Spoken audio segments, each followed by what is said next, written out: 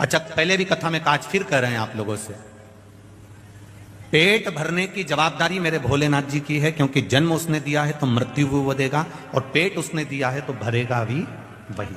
पेट भरने की जवाबदारी देवादिदेव महादेव की है, पर तुम्हारे घर की पेटी भरने की जवाबदारी देवादिदेव महादेव की नहीं है। अब पेटी अगर तुम्हें भरना है तो तुम अपने हिसाब से भर सकते, थोड़ा छल कर कर, थोड़ी बेईमानी कर कर, थोड़ा कपट कर कर, कोई थोड़ी बहुत निंदा आदि कर कर, थोड़ी बहुत किसी की प्रशंसा कर कर, थोड़ा बहुत कहीं ना कहीं किसी ना किसी रूप में पेटी अगर बनना हो तो बात दूसरी है कि आप पेटी भरना चाहते हो, पर पेट उसने दिया है तो भरने वाला भी वही है। देवराज स्वयं जब तक कमाता था खुद के लिए कमाता था और ईमानदारी से कमाता था, पर जब वेश्यावृत्ति में पड़ने लगा, गलत काम में पड़ने लगा, तो उसको धन की दुगनी जरूरत पड़ने लगी, और धन की जब उसको दुगनी जरूरत पड़ी तब उसने चोरी करना प्रारंभ करा। तब उसने चोरी करना प्रारंभ करा। अब वो चोरी कर रहा है, अब वो धन को चुरा कर ला रहा है, अब वो धन को कहीं गलत जगह से एकत्रित करने का प्रयास कर। शिव महापुराण की बात कथा एक बात और कहती है, आपके भरण पोषण की जवाबदारी महादेव की है, तो आपकी संग में अगर आपकी धर्म पत्नी जुड़ी है तो उसकी भी जवाबदारी महादेव की है। बच्चे जुड़े हैं, बच्चों की भी जवाबदारी महादेव की है। माता पिता जुड़े हैं, माता पिता की जवाबदारी भी महादेव की है। पर इसके अलावा अगर आप फिर किसी अन्य नारी के चक्कर में अगर पड़ते हो, फिर कहीं तुम जुए में, कहीं मांसाहार में, कहीं मदिरापान में, तो कहीं वेश्यावृत्ति में अगर आप फिर पड़ते हो, फिर जवाबदारी भोलेनाथ की खत्म हो जाती है। आप, आपके बच्चे, आपका परिवार, आपकी पत्नी, आपके पुत्र और आपके माता पिता, बहन भाई, कुटुंब की जवाबदारी महादेव की है, पर तुम उस धन को गलत जगह पर लगाना प्रारंभ कर दिए। उसने दिया था पेट भरने के लिए, उसने दिया था बच्चों की शिक्षा के लिए, उसने दिया था, होते हैं कई लोग, अभी कहीं ना कहीं लोगों को कुछ गवर्नमेंट से या प्रशासन से कोई थोड़ा बहुत पैसा मिल जाता है, अब वो मिला था किसी काम के लिए और मालूम पड़े लगा दिया किसी दूसरे काम में। अब सरकार ने तो पैसा दिया था आपको कि इस कार्य में लगाना, अब तुमने लगा दिया दूसरे कार्य में। अब दूसरे कार्य में लगाया तो प्रशासन अगली बार आपको कुछ देगा क्या? अरे बोलो तो जम के नहीं देगा, क्योंकि उसको मालूम है कि इसको दिया था मैंने इस चीज के लिए और इसने लगा दिया दूसरी चीज में, अगली बार को नहीं देगा।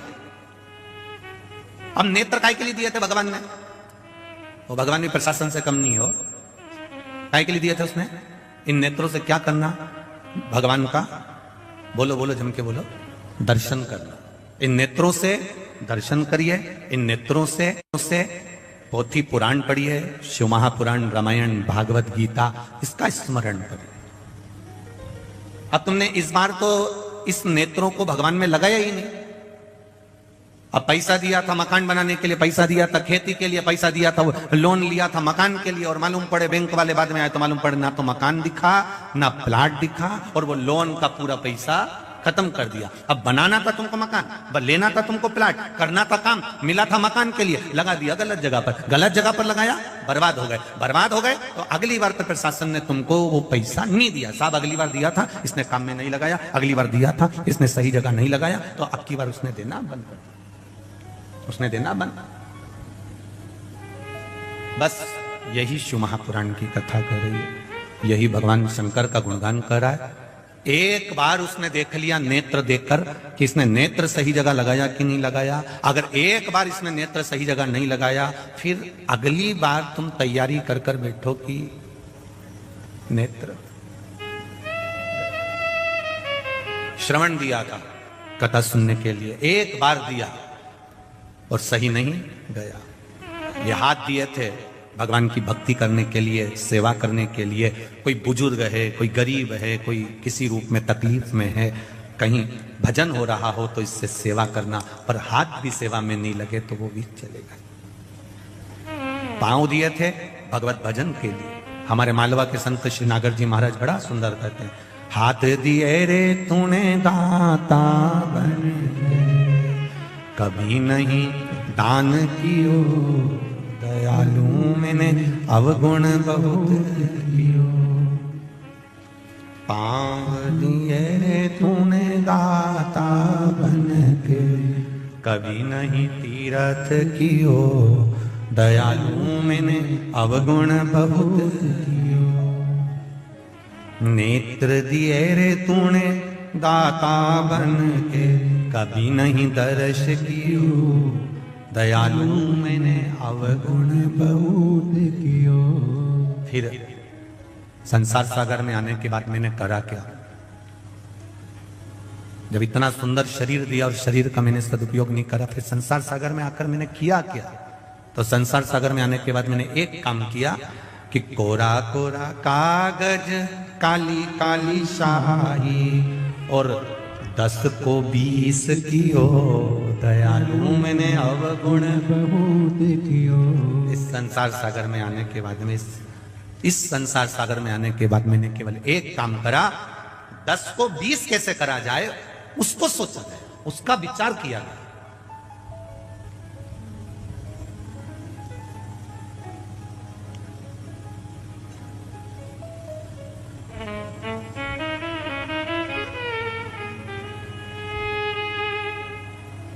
ब्लड की जांच कराने पर मालूम पड़ जाता है कि बीमारी कौन सी है,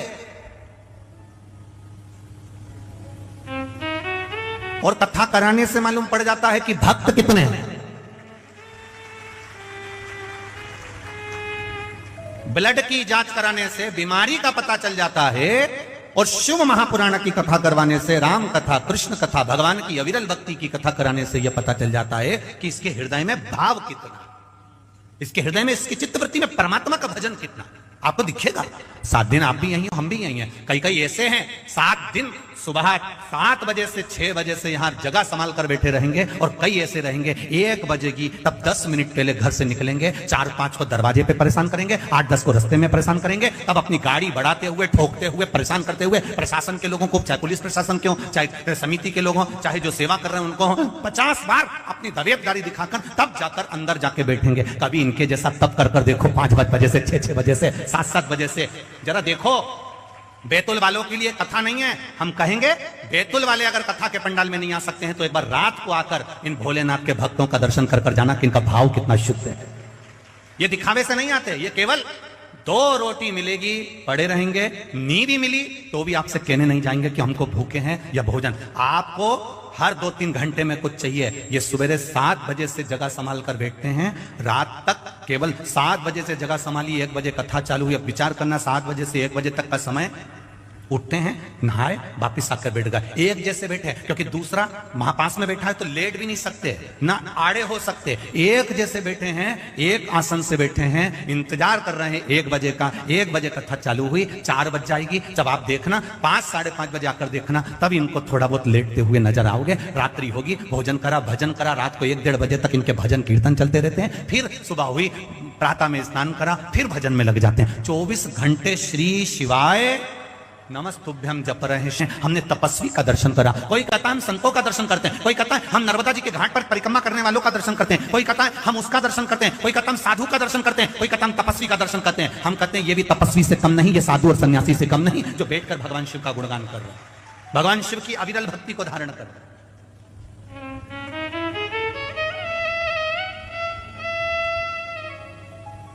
इतने बैठे हो लाखों में, ये कईयों के पत्र आए और ये पत्र और भी पढ़े, बेटा शुरुआत है, कईयों के आए। आप भी कथा सुन रहे हो, ये भी कथा सुन रहे हैं। 2 अंतर इसके अंतर्गत में, एक अंतर का विशेष ध्यान रखना, जितनी देर सुनना है दिल से सुनना। घर से चलो तो कहकर आना मुझे शिव महापुराण की कथा सुनने जाना है, मैं आराम से जहां जगह मिल जाएगी वहां सुनूंगी और भगवान की अविरल भक्ति को धारण करूंगी। मुझे मालूम है 7 दिन अगर मैंने कथा का रसपान कर लिया तो मेरा महादेव मेरी जरूर सुनेगा, ये निश्चित है। मुझे कथा सुनना, मुझे दूसरे की व्यथा नहीं सुनना, मुझे कथा सुनना, मुझे अविरल भक्ति को धारण करना, मुझे परमात्मा का भजन धारण करना।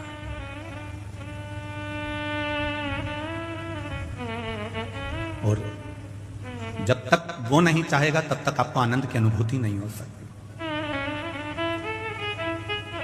कहीं कृपा,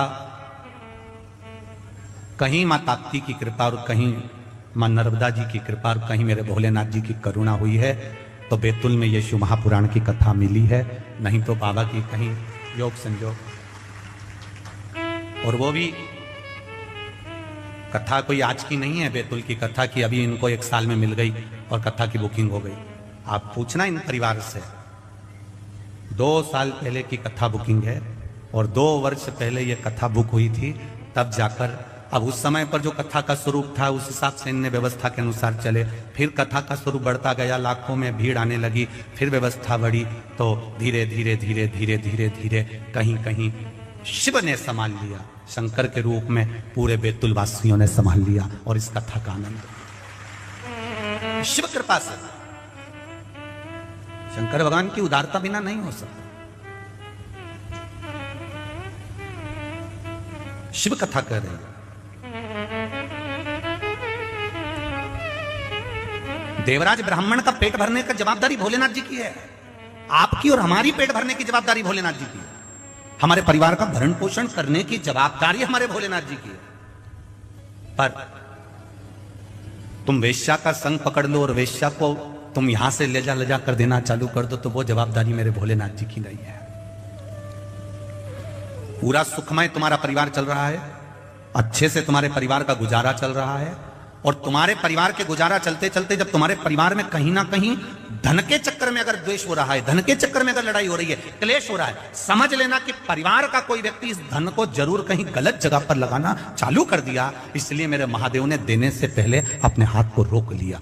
जरूर हमारा धन कहीं गलत जगह पर लग रहा है, और जिसके यहां धन आते जा रहा है, समझ लेना हमारे परिवार में सब लोग भजन करने वाले हैं, सब में प्रेम बहुत है, स्नेह बहुत है, इसलिए मालिक भी देने में कमी नहीं रख रहा, मेरा भोलेनाथ दे बहुत रहा।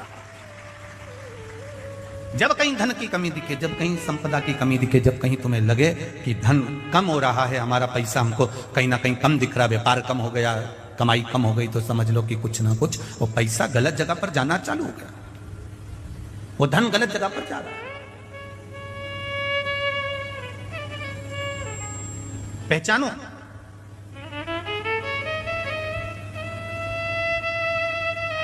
गाय, लक्ष्मी और बेटी,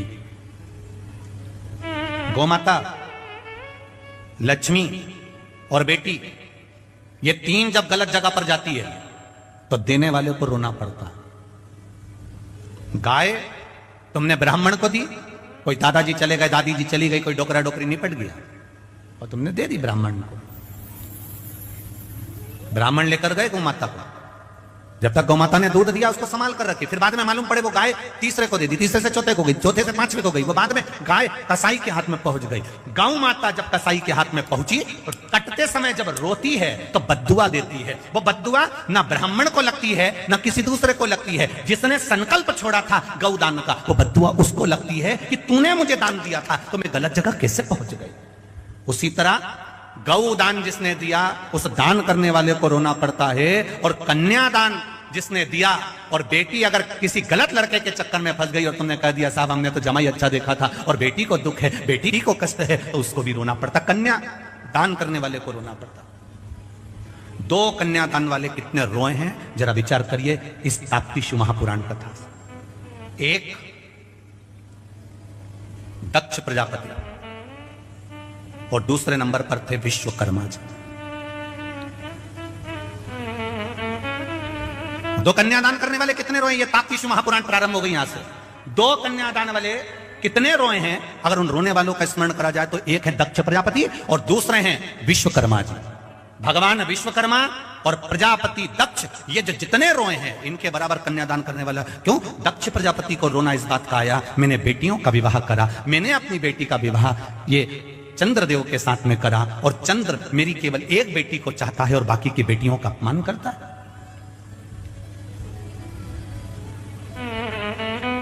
सारी बेटियां दक्ष प्रजापति के सामने आकर खड़ी हो गई। पिताजी, एक बेटी ने भी दक्ष प्रजापति से यह नहीं कहा कि हमको दुख है, बस बेटी आकर खड़ी हुई और दक्ष प्रजापति की आंख में आंसू भरे थे। एक बेटी और बाप का अटैचमेंट है, ये बेटी और बाप का हृदय है, ये बेटी और बाप का स्नेह है। ये बेटी और बाप का प्रेम है, ये बेटी और बाप का स्नेह। बाप अपनी बेटी का केवल चेहरा देखकर पहचान जाता है कि मेरी बेटी को क्या तकलीफ है। बेटा मां को प्रिय होता है और बेटी, जम के बोलो जरा, बाप को प्रिय होती है, पिता को प्रिय होती है, उसके पापा को प्रिय होती है कि मेरी बेटी है और मेरा पापा पिता।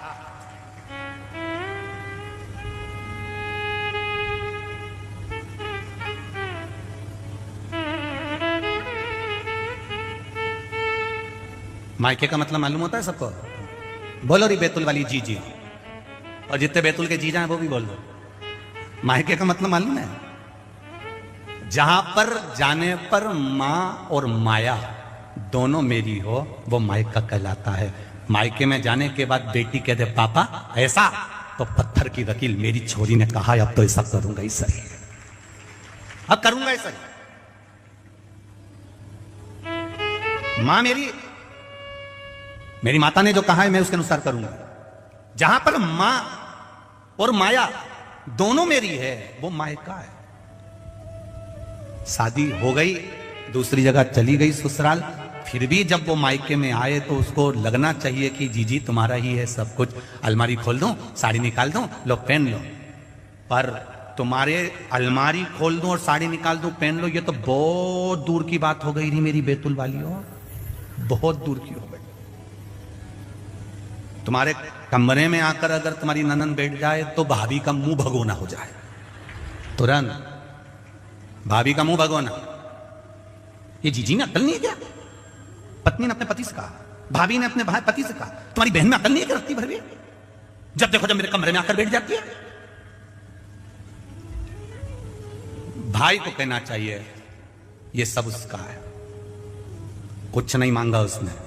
घर से जब गई थी, पिता ने कन्यादान में जो दे दिया, एक फ्रिज, 7,000 की अलमारी, वॉशिंग मशीन, मिक्सर भी ऐसा दिया जिसमें मूंगफली का दाना भी नहीं पिसाया, ये सब जो दिया था थोड़ा बहुत सामान और देकर एक बार में विदा कर दिया था। बस उस दिन लगा कि ये सब कुछ नहीं है। पर भाई को बोलना चाहिए कि तू बहन से इतना मत चिढ़, ये सब कुछ उसी का है। खुशी खुशी सब छोड़कर ससुराल चली गई, सब छोड़ गई।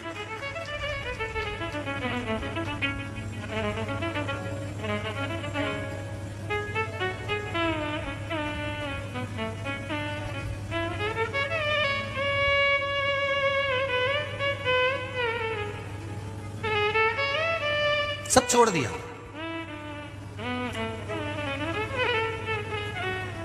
दक्ष प्रजापति को मालूम है मेरी बेटी को दुख क्या है, पर मेरी बेटियां मुंह से तो कहे कि मुझे तकलीफ ये है। विश्वकर्मा जी को मालूम है कि मेरी बेटी को संज्ञा को दुख क्या है, पर संज्ञा एक बार तो मुंह से कहे कि पिताजी दुख ही है।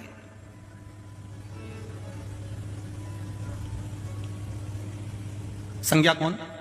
सूर्य नारायण भगवान की पत्नी।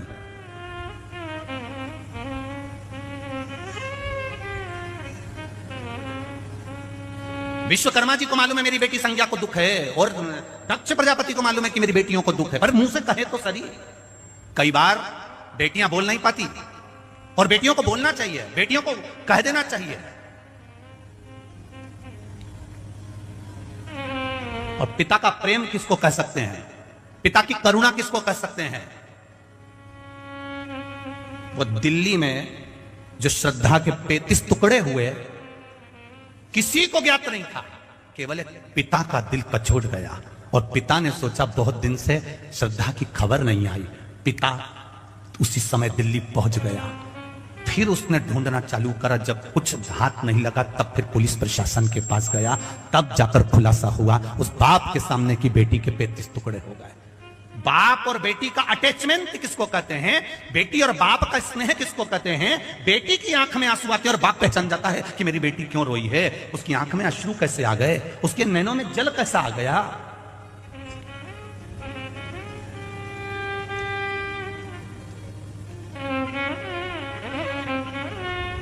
इसलिए हम बार बार कहते हैं फैशन और व्यसन, इन दो चीजों से बचने का कार्य करिएगा। ज्यादा फैशन में पड़ोगे तो भी बर्बाद हो जाओगे, और ज्यादा व्यसन में पड़ोगे तो भी बर्बाद हो जाओगे। फैशन भी तुमको बर्बाद कर देगा और व्यसन भी तुमको बर्बाद कर देगा। एक जरा सा कहीं धूम्रपान कर लिया, कहीं तंबाकू खा लिया, कहीं मदिरापान कर लिया, कहीं मांसाहार कर लिया, कहीं वैश्यावृत्ति कर ली, कहीं जुआ कर लिया। फैशन भी बर्बाद करेगा और व्यसन भी बर्बाद कर देगा। इन दोनों से बचने का प्रयास करिए। जिसके घर का धन फैशन और व्यसन में दोनों में जा रहे हैं चालू हो जाए, समझ लो धीरे धीरे कुछ ना कुछ गड़बड़ी होना प्रारंभ हो गई। करो, हम कभी मना नहीं करते तुम फैशन मत करो, तुम्हारी मर्जी पड़े जैसा कपड़ा पहनो। अभी तो तुम यहां से फटी हुई पहनते हो, तुम पूरी फटी हुई पहनो तो कोई दिक्कत नहीं है। पर निवेदन है, फैशन और व्यसन में अगर तुम्हारा धन जा रहा है, व्यसन में, मांसाहार में, मद्यपान में, जुआ में, वृक्षावृत्ति में, गलत काम में तुम्हारा धन जा रहा है, तो बहुत दिन का ठिकाना तुम्हारा नहीं है। और फैशन में अगर तुम ज्यादा पढ़ने लगे हो तो भी तुम्हारा कोई ठिकाना नहीं है। गलती थी, एक गलती को अपना मानो, सुधारो।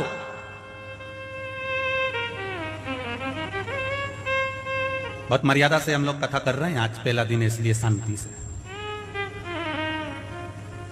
हमें भी देखना पड़ता है कि भगोनी के चावल कैसे हैं।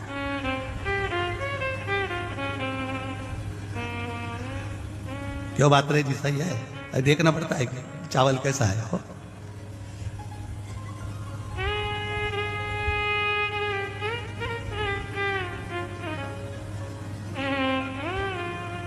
पर चावल जोरदार तो है, जब ये तो बैठने की जगह तक नहीं बची, सब खड़े हैं पीछे, ढेर लगे हुए अपार, इतना भीड़ है, सबका प्रेम। ये समझ में आता है कि आप लोगों की भक्ति बड़ी प्रबल है, भाव बड़ा प्रबल है, हृदय। और जो भजन का बल है, यही बाबा की कृपा से आपका खूब आनंदमय रहना चाहिए।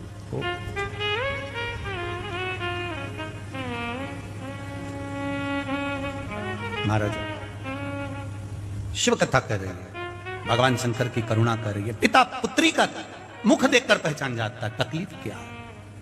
दक्ष प्रजापति को भी रोना आया अपनी बेटियों को देखकर, और विश्वकर्मा भगवान को भी रोना आया था अपनी बेटी को देखकर, संध्या को देखकर। आंखों में जल भरा हुआ था।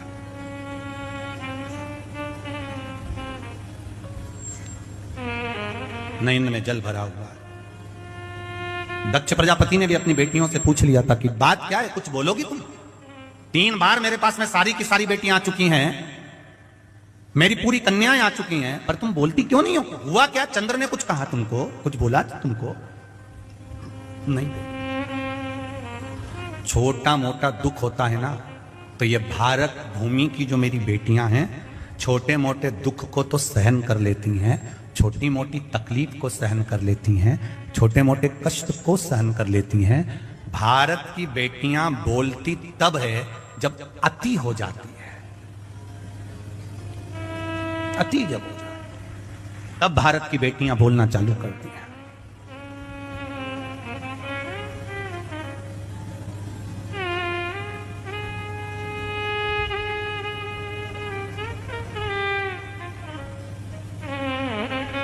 बोला कन्याओं ने कि ये चंद्रदेव जो हैं, हमारे पति जो हैं, केवल एक रोहिणी को चाहते हैं, बाकी किसी को नहीं चाहते। जो प्रसंग यहां आकर अड़ा था, वो प्रसंग विश्वकर्मा जी के सामने आकर खड़ा हुआ था। जब संज्ञा छोटी थी, विश्वकर्मा जी की बेटी जब छोटी थी, सूर्य के तपन में खेला करती थी। सूरज की किरणें पड़ रही और संज्ञा उसमें खेल रही। आपका बच्चा धूप में अगर खेल रहा है तो आप के मन में करुणा आएगी कि नहीं आएगी? आप बोलोगे ए छोरा चल अंदर, हे बाबू चलो अंदर, बहुत तेज गर्मी पड़ रही है, बहुत तेज धूप पड़ रही है, चलो अंदर चलो जरा। इतनी धूप में नहीं जाते, बाहर चक्कर आ जाते हैं, इतनी धूप में नहीं जाते। सूर्य की किरण अपार पड़ रही है और वहां संज्ञा खेल रही है, विश्वकर्मा जी की पुत्री खेल रही है।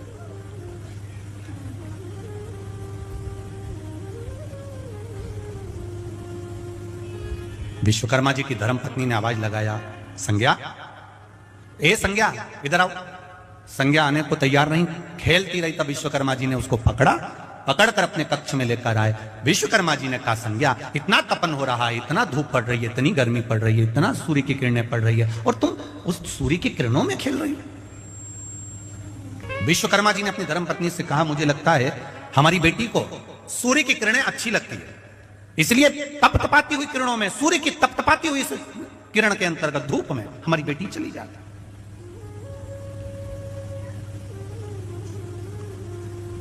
धीरे धीरे बेटी बड़ी हो गई, संज्ञा बड़ी हुई। जब संज्ञा बड़ी हुई तब उनका विवाह का मन में भाव आया। तब संज्ञा को लेकर विश्वकर्मा जी पूरे ब्रह्मांड में घूम रहे हैं हाथी पर बिठाकर कि मेरी बेटी को मैं ब्याहना चाहता हूं और इसके लायक जो वर होगा मैं उससे विवाह करूंगा। आपसे भी निवेदन है, अगर तुम्हारी बेटी पढ़ी लिखी है तो उससे दुगना पढ़ा लिखा उसका वर होना चाहिए। तुम्हारी बेटी विद्वान है तो उससे दुगना विद्वान उसका वर होना चाहिए। रामचरितमानस तक में वर्णन आया है कि सीता मैया की विद्वत्ता से दुगना विद्वान राम जी को ढूंढा गया था। सीता जी ने उल्टे हाथ से धनुष को उठाया था मात्र 6 वर्ष की आयु में, और जनक जी ने मन में संकल्प ले लिया था कि इसका पति वो होगा जो सीधे हाथ से धनुष को उठाकर चढ़ाकर तोड़ देगा, बेटी उससे ब्याह दूंगा। सीता 6 वर्ष की आयु में अगर धनुष को उठा सकती है तो इसका पति वो हो जो इस धनुष को उठाकर तोड़ दे, तो बेटी को ब्याहूंगा। अब विद्वत्ता देखी गई, विद्वान पद देखा गया कि सीता से दुगना विद्वान उनका पति राम होना चाहिए। उसी तरह विद्वत्ता यहां देखी जाती है कि विश्वकर्मा जी ने विचार करा कि मेरी बेटी का विवाह किसके साथ करूं, कोई अच्छा लड़का ढूंढ लेता हूं, इससे विद्वान होना चाहिए।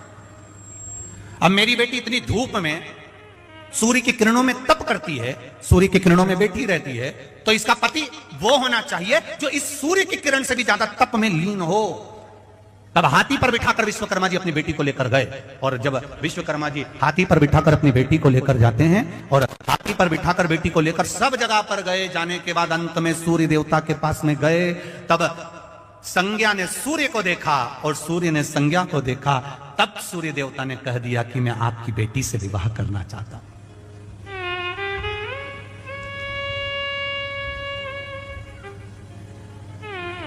क्या आपकी बेटी से मैं विवाह कर सकता हूं? संज्ञा ने पिताजी की ओर देखा और पिताजी की ओर देखकर पिताजी ने कहा, संज्ञा ये सूर्य नारायण आपसे विवाह करना चाहते हैं, आप विवाह को तैयार हो?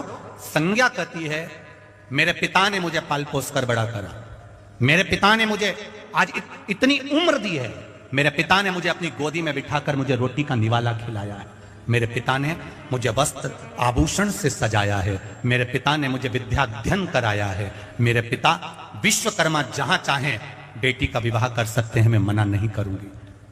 ये संज्ञा के शब्द आपकी भी जिंदगी में आना चाहिए। हम पहले भी कथा में कहे, आज फिर कहते हैं, केवल एक बेटी ऐसी होती है जो पिता को स्वर्ग पहुंचा सकती है, एक बेटी ही ऐसी होती है जो पिता को 94 तरह के नरक में डाल सकती है।